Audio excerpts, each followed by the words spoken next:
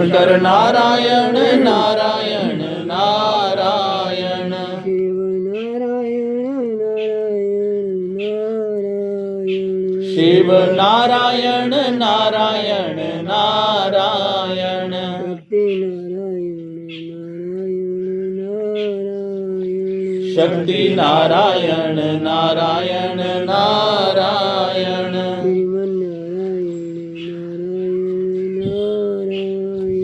श्रीमन नारायण श्रीमन नारायण नारायण नारायण लक्ष्मी नारायण नारायण लक्ष्मी नारायण नारायण नारायण लक्ष्मी नारायण नारायण लक्ष्मी नारायण नारायण नारायण विष्णु नारायण विष्णु नारायण नारायण नारायण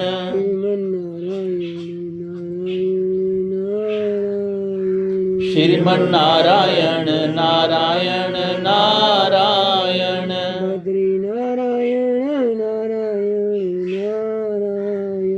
बद्री नारायण नारायण नारायण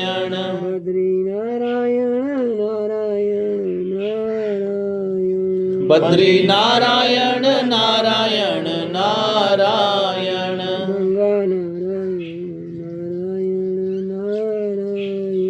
गंगा नारायण नारायण नारायण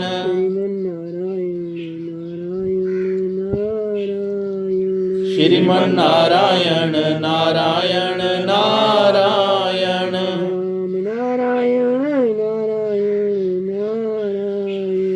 राम नारायण नारायण नारायण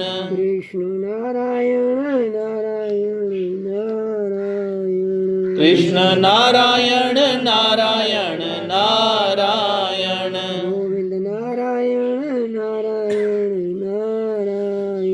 गोविंद नारायण नारायण नारायण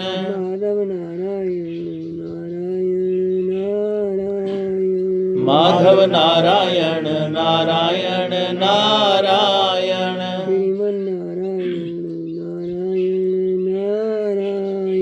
श्रीमन नारायण नारायण नारायण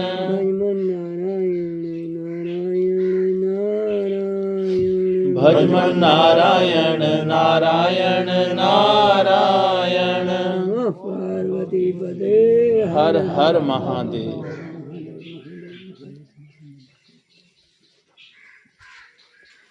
नारायण नारायण नारायण नारायण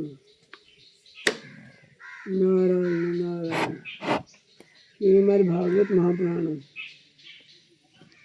11वें स्कंद के अंतर्गत 24 में जाए परमार्थ का निरूपण। परमार्थ किसे कहते हैं?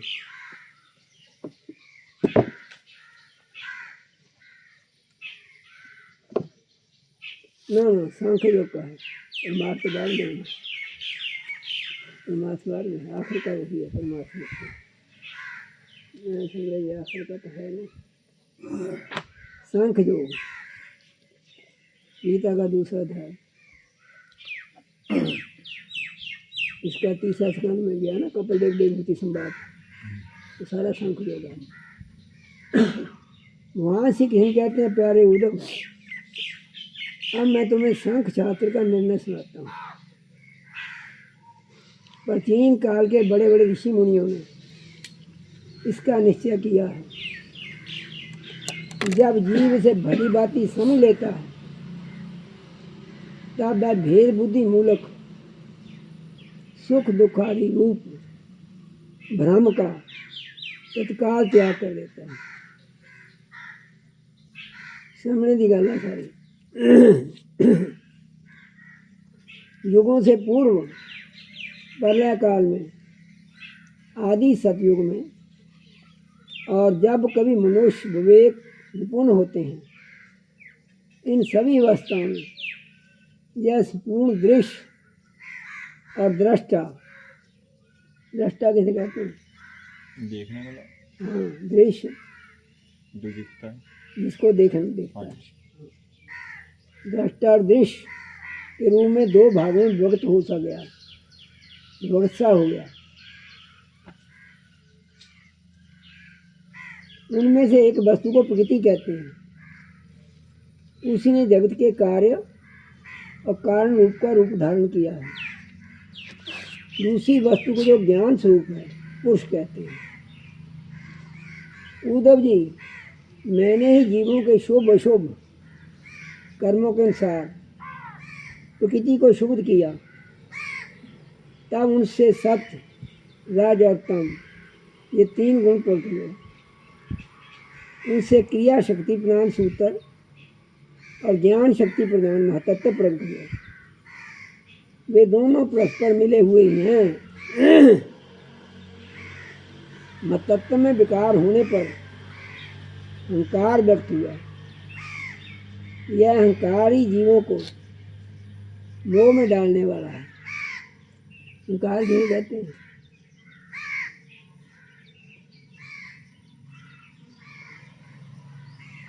झूठ मन के आ गया, काले कपड़े पा गया मेरे को।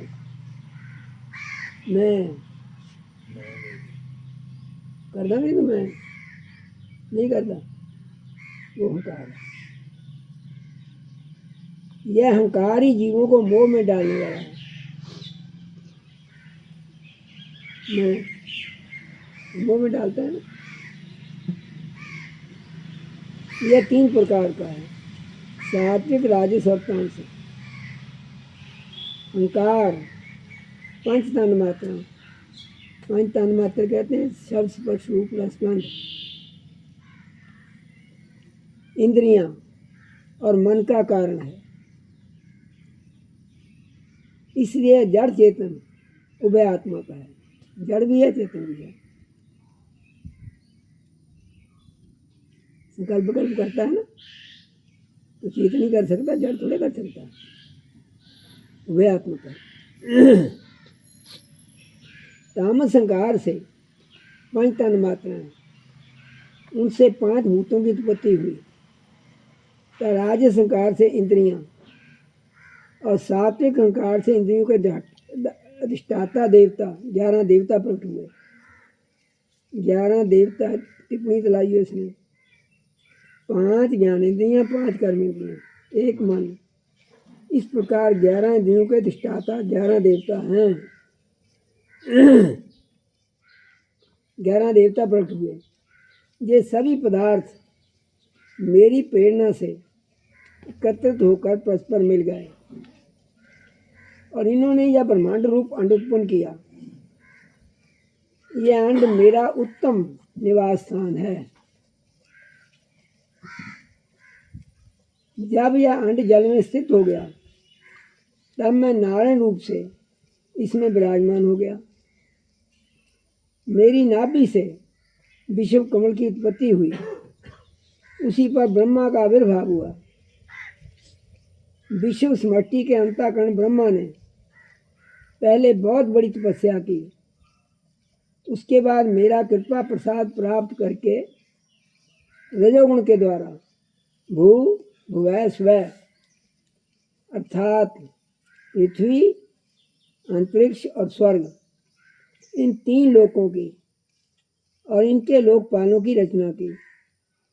देवताओं के निवास के लिए स्वर्गलोक, भूत प्रेत आदि के लिए भुवरलोक, अंतरिक्ष, मनुष्य आदि के लिए भूलोक, पृथ्वी लोक का निश्चय किया गया। इन तीनों लोकों से ऊपर महरलोक, तपलोक आदि सिद्धों के निवास स्थान हुए।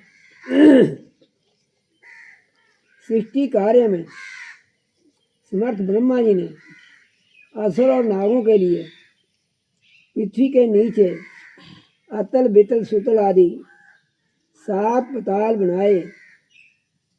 इन्हीं तीनों लोकों में त्रिगुणात्मक कर्मों के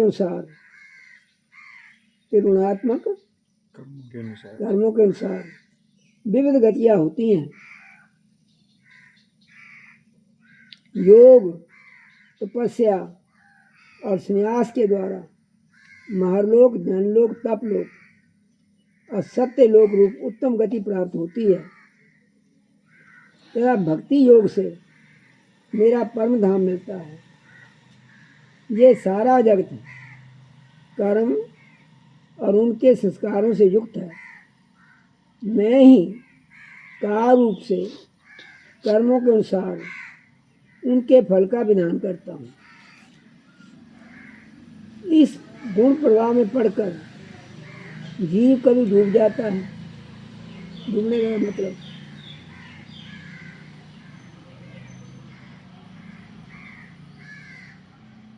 कभी कुत्ते गधे बनते छिपकलियाँ, हाँ, डूबना ही है। कभी डूब जाता है, कभी ऊपर आ जाता है, मनुष्याणी बन जाता, स्वर्ग में चलता, देवता बन जाता है। कभी उसकी अधोगति होती है तो कभी उसे पूर्णवश उच्च गति प्राप्त होती है। स्पष्ट कर दिया ना। जगत में छोटे मोटे पतले जितने पदार्थ बनते हैं सब प्रकृति और पुरुष दोनों के संयोग से ही होते हैं। जिसके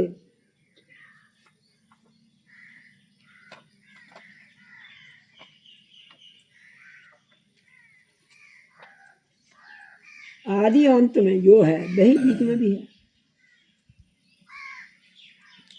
तेरे आदि में क्या था?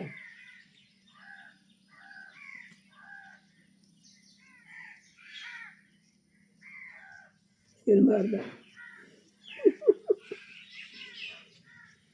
जो तेरे पैदा होने से पहले था, जो बाद में भी रहेगा, बीच में भी वही है। यही कह रहा है। आदि अंत में जो है वही बीच में भी है, वही सत्य है। विकार तो केवल व्यवहार के लिए की हुई कल्पना मात्र है। जैसे कंगन कुंडल आदि सोने के विकार, घड़े स्कोरे आदि मिट्टी के विकार हैं। पहले सोना मिट्टी ही थे, बाद में भी सोना मिट्टी ही रहेंगे टूटने के बाद। ऐसे ये है। बीच में भी वे सोना और मिट्टी या मिट्टी ही हैं। बीच में भी स्पष्ट समझा रहा शास्त्र तुमको। पूर्ववर्ती कारण महतत्ववादी भी जिस परम कारण को उपादान बनाकर अपर अहंकार आदि कार्य वर्ग की सृष्टि करते हैं वही उनकी अपेक्षा भी परम सत्य है। तात्पर्य यह है कि जब जो किसी भी कार्य के आदि और अंत में विद्यमान रहता है वही सत्य है। इस प्रपंच का उपादान कारण प्रकृति है, परमात्मा अधिष्ठान है, इसको पूर्ण करने वाला काल है। व्यवहार काल की यह तीव्रता वस्तुता ब्रह्म स्वरूप ही है और मैं वही शुद्ध ब्रह्म हूँ।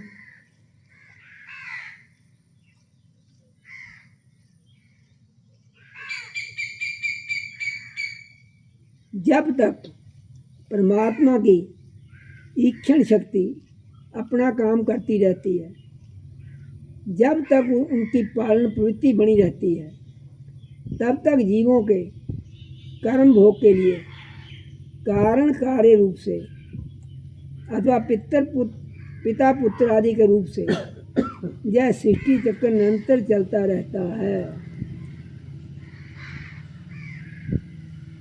यह विराट ही विविध लोकों की सृष्टि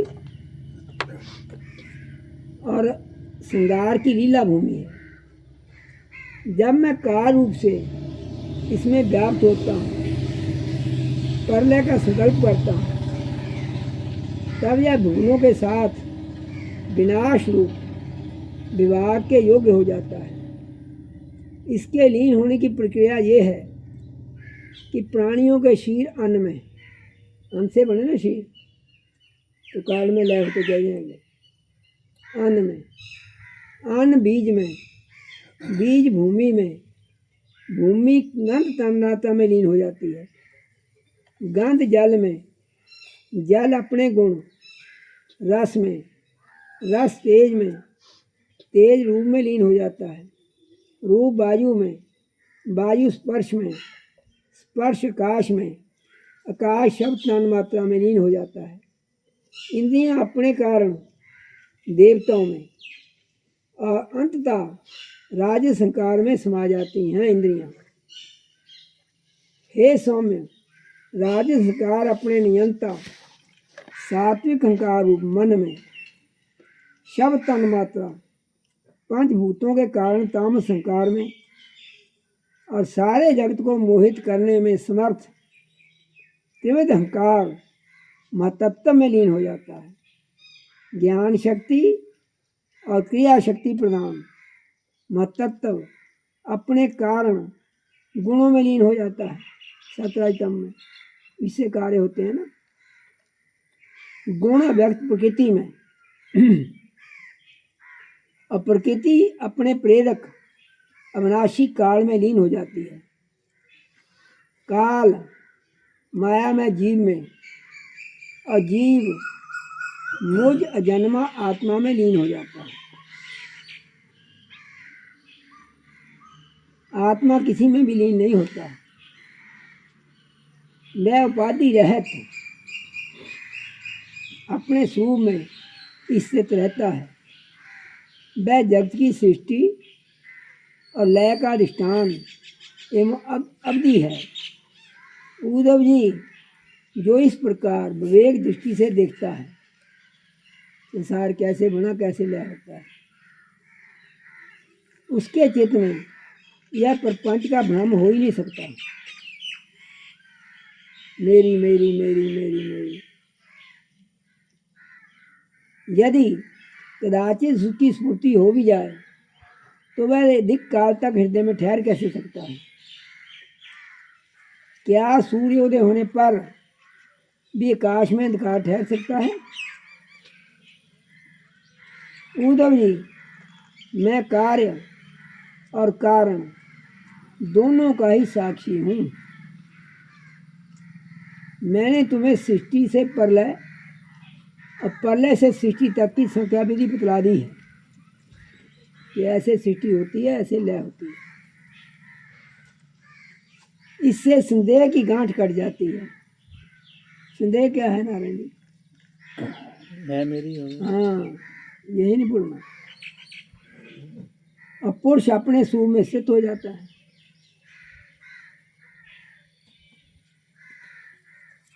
यहाँ तो स्पष्ट सार बात कह दी, को छोड़ा तो है नहीं। अब तुम्हारी मर्जी है। हरिओम तत्सत। 25वां अध्याय है। तीनों गुणों की वृत्तियों का नियम। सतराइतम की भगवान श्री किन कहते हैं पुष्प उद्धव जी, प्रत्येक व्यक्ति में अलग अलग गुणों का प्रकाश होता है। होते तीन ही सब में है, एक विशेष होता है। इनके कारण प्राणियों के स्वभाव में भी भेद हो जाता है। अब मैं बतलाता हूँ कि किस गुण से कैसा स्वभाव बनता है। तुम सावधानी से सुनो। सतोगुण की वृत्तियां हैं शम, मन का संयम करना, दम, इंद्रिय दमन करना, प्रतीक्षा, सहना, सहिष्णुता, विवेक, तप, सत्य, दया, स्मृति, संतोष, त्याग और विषयों के प्रति अनिच्छा, श्रद्धा, लज्जा, पाप करने में स्वाभाविक संकोच, आत्मरति। आत्मरति किसे कहते हैं नारायण?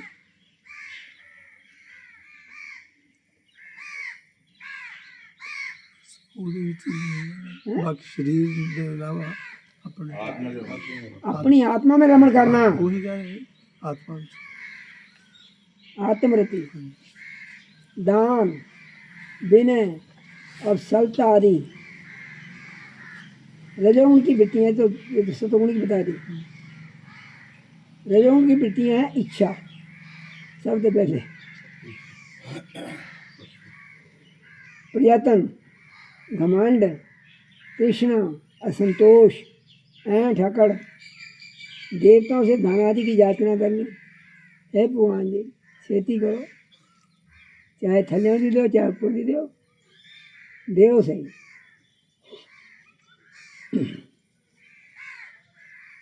भेद बुद्धि, मैं और हूँ वो और है। विषय भोग, युद्ध आदि के लिए मत जनित उत्साह, अपने यश में प्रेम, हास्य, पराक्रम और हठपूर्वक योग करना आदि। तमोगुण की वृत्तियां हैं क्रोध, सबसे पहले क्रोध, ऐसी छूटता सहने ही नहीं, तो गल सहनी नहीं। लोभ, मिथ्या भाषण, हिंसा, याचना, पाखंड, श्रम, कलह, शोक, मोह, विषाद, दीनता, निद्रा, आशा, भय और अकर्मणता, कर्म नहीं करना, अकर्मणता आदि। इस प्रकार क्रम से सतोगुण, रजोगुण और तमोगुण की अधिकांश वृत्तियों का पृथक पृथक वर्णन किया गया है। अब इनके मेल से होने वाली वृत्तियों का वर्णन सुनो। उद्धव जी मैं हूँ, कहते हो ना मैं हूँ, नहीं कहते, मैं हूँ, ये मेरा है। इस प्रकार की बुद्धि में तीनों गुणों का मिश्रण है। जिन मन, शब्द आदि विषय, इंद्रिय और प्राणों के कारण पूर्वोक्त वृत्तियों का उदय होता है, वे सब के सब सतोगुण, राजस और तामस है। जब मनुष्य धर्म, अर्थ और काम में संलग्न रहता है, तब उसमें सतोगुण से श्रद्धा, रजोगुण से रति और तमोगुण से धन की प्राप्ति होती है। यह भी गुणों का मिश्रण ही है। जिस समय मनुष्य काम कर्म, गृहस्थाश्रम और स्वाधर्माचरण में अधिक प्रीति रखता है, उस समय भी उसमें तीनों गुणों का मेल ही समझना चाहिए। मानसिक शांति और जितेंद्रियता आदि गुणों से सतोगुणी पुरुष की कामना आदि से रजोगुणी पुरुष की और क्रोध हिंसा आदि से तमोगुणी पुरुष की पहचान करे। पुरुष हो चाहे स्त्री हो, जब वह निष्काम होकर अपने नित्य नैतिक कर्मों द्वारा मेरी आराधना करे, तब उसे सतोगुणी जानना चाहिए। सकाम भाव से अपने कर्मों के द्वारा मेरा भजन पूजन करने वाला रजोगुणी है, और जो अपने शत्रु की मृत्यु आदि के लिए मेरा भजन पूजन करे, उसे तमोगुणी समझना चाहिए। सत, रज और तम, इन तीनों गुणों का कारण जीव का चित्त है, बसता है कुछ नहीं है। जब तुम अपना लेते हो तो है, नहीं तो कुछ नहीं। उनसे मेरा कोई संबंध नहीं है। इन्हीं गुणों के द्वारा जीव शील अथवा धन आदि में असक्त होकर बंधन में पड़ जाता है। रात सुता नहीं, कट सुता लोगे। गणेश उत्सव ना उत्ते वो तेरा भला हो गया। मैं देखी जाना तो होया कि इधर नहीं कुछ वैसे भी उससे होया है इधर। मैं देखी है, बंधन में पड़ जाता है। सतोगुण प्रकाशक है, निर्मल और शांत है। जिस समय वह रजोगुण और तमोगुण को दबाकर बढ़ता है, उस समय पुरुष सुख, धर्म और ज्ञान आदि का भाजन हो जाता है। रजोगुण भेद बुद्धि का कारण है। उसका स्वभाव है आसक्ति और प्रवृत्ति।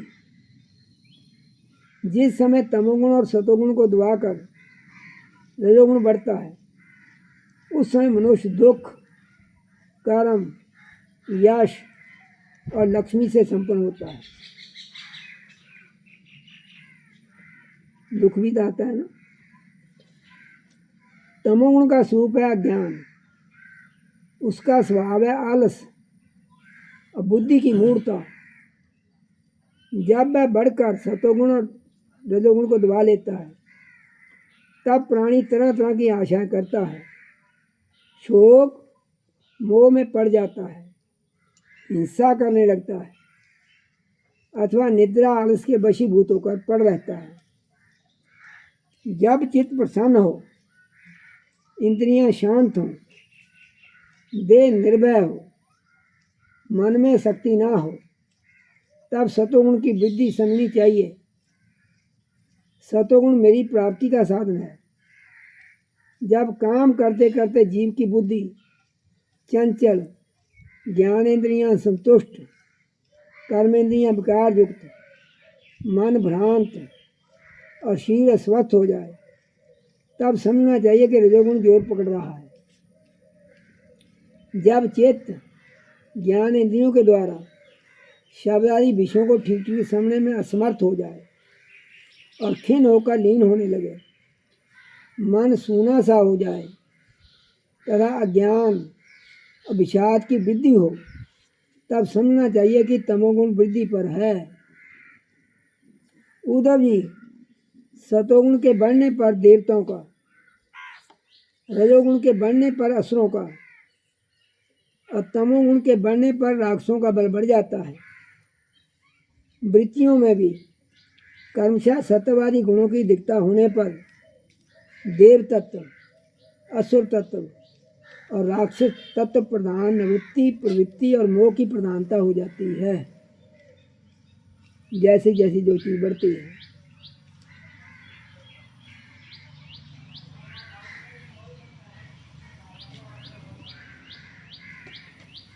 सतोगुण से जागृत अवस्था, रजोगुण से स्वप्नावस्था, तमोगुण से सुप्ति अवस्था होती है। तुरीय इन तीनों में एक सा व्याप्त रहता है। वही शुद्ध और एक रस आत्मा है। वेदों के अभ्यास में तत्पर ब्राह्मण सतोगुण के द्वारा उत्तरोत्तर ऊपर के लोकों में जाते हैं। तमोगुण से जीवों को वृक्ष आदि पर्यंत अधोगति प्राप्त होती है। रजोगुण से मनुष्य शरीर मिलता है, जिसकी मृत्यु सतोगुणों की वृद्धि के समय होती है, उसे स्वर्ग की प्राप्ति होती है। जिसकी रजोगुण की वृद्धि के समय होती है, उसे मनुष्य लोक मिलता है। और जो तमोगुण की वृद्धि के समय मरता है, उसे नरक की प्राप्ति होती है। परंतु जो पुरुष त्रिगुणातीत जीवन मुक्त हो गए हैं, उन्हें मेरी ही प्राप्ति होती है। जब अपने धर्म का आचरण मुझे समर्पित करके अथवा निष्काम भाव से किया जाता है, तब वह सात्विक होता है। जिस कर्म के अनुष्ठान में किसी फल की कामना रहती है, वह राजसिक होता है। जिस कर्म में किसी को सताने अथवा दिखाने आदि का भाव रहता है, वह तामसिक होता है। शुद्ध आत्मा का ज्ञान सात्विक है और उसको कर्ता भोक्ता समझना राजस ज्ञान है। उसे शीर समझना तो सर्वथा तामसिक है। इन तीनों से विलक्षण मेरे स्वरूप का वास्तविक ज्ञान निर्गुण ज्ञान है। वन में रहना सात्विक निवास है, गांव में रहना रजोगुणी है, जुआ घर में रहना तामसिक है। इन सब से बढ़कर मेरे मंदिर में रहना निर्गुण निवास है। उसे दुरा ही नहीं पाया। अनासक्त भाव से कर्म करने वाला सात्विक है, रागांध होकर कर्म करने वाला राजसिक है, और पूर्वापर विचार से रहित होकर करने वाला तामसिक है। इनके अतिरिक्त जो पुरुष केवल मेरी शरण में रहकर बिना अहंकार के कर्म करता है वह निर्गुण करता है। आत्मज्ञान विषयक श्रद्धा सात्विक श्रद्धा है, कर्म विषयक श्रद्धा राजस है, और जो श्रद्धा धर्म में होती है वह तामस है। तब मेरी सेवा में जो श्रद्धा है वह निर्गुण श्रद्धा है। कितना खुलासा खोला हुआ शास्त्र में, निर्गुण श्रद्धा है। आरोग्यदायक पवित्र गीता, अनायास प्राप्त भोजन सात्विक है, रसेंद्रिय को रुचिकर और स्वाद की दृष्टि से युक्त आहार राजस है, तथा दुखदायी और अपवित्र आहार तामस है। अंतर्मुखता से आत्मचिंतन से प्राप्त होने वाला सुख सात्विक है, बाहर मुक्ता से विषयों से प्राप्त होने वाला राजस है, रजोगुणी। टेलीविजन वगैरह तुम देखते हो। और अज्ञान तथा दीनता से प्राप्त होने वाला सुख तामस है, और जो सुख मुझसे मिलता है वह तो गुणातीत अप्राकृत है। उद्धव जी द्रव्य, वस्तु, देश, स्थान, फल, काल, ज्ञान, कर्म, कर्ता, श्रद्धा, अवस्था, देव, मनुष्य, त्रिज्ञ आदि शरीर और निष्ठा आदि त्रिगुणात्मक हैं। नरतन पुरुष और प्रकृति के आश्रित जितने ही भाव हैं सभी गुणमय हैं। वे चाहे नेत्र इंद्रियादियों से अनुभव किए गए हों, शास्त्रों के द्वारा लोकांतरों के संबंध में सुने गए हों, अथवा बुद्धि के द्वारा सोचे विचारे गए हों। जीव को जितनी भी जोनियाँ अथवा गतियाँ प्राप्त होती हैं वे सब उनके गुणों और कर्मों के अनुसार ही होती हैं। हे सौम्य, सबके सब गुण चित्त से संबंध रखते हैं, इसलिए जीव उसे अनायास ही जीत सकता है।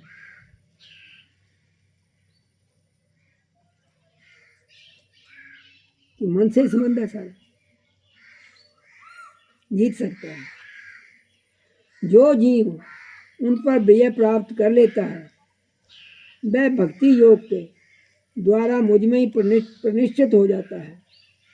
अंततः मेरा वास्तविक स्वरूप, जिसे मोक्ष भी कहते हैं, प्राप्त कर लेता है। यह मनुष्य बहुत ही दुर्लभ है।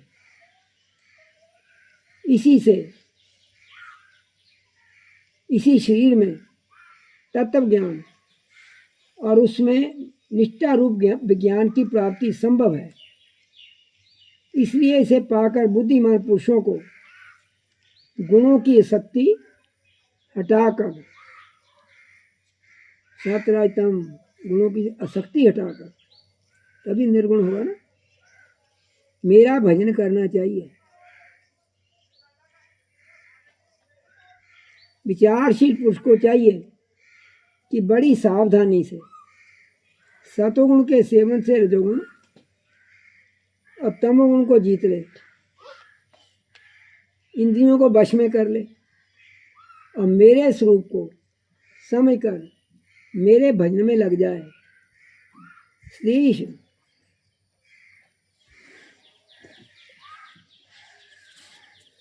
शक्ति को लेश मात्र भी न रहने दे। योग युक्ति से चित्त वृत्तियों को शांत करके निरपेक्षता के द्वारा सतोगुण पर भी विजय प्राप्त कर ले। इस प्रकार गुणों से मुक्त होकर जीव ध्यान करो, अपने जीव भाव को छोड़ देता है। मैं फलाने का पुत हाँ, मैं फलाने का खसम हाँ, फलाने का बाप हाँ, सब खत्म हो जाता है। वह मुझसे एक हो जाता है।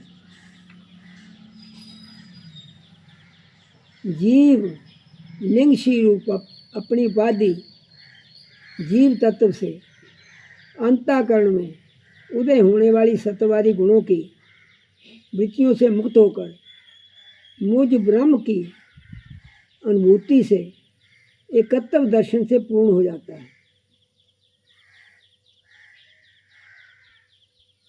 और वह फिर बाह्य अथवा आंतरिक किसी भी विषयों में नहीं जाता, न अपने अंदर के हैं चाहे बाहर के हैं। हरिओम तत्सत। आगे फिर शक्तियाँ हैं।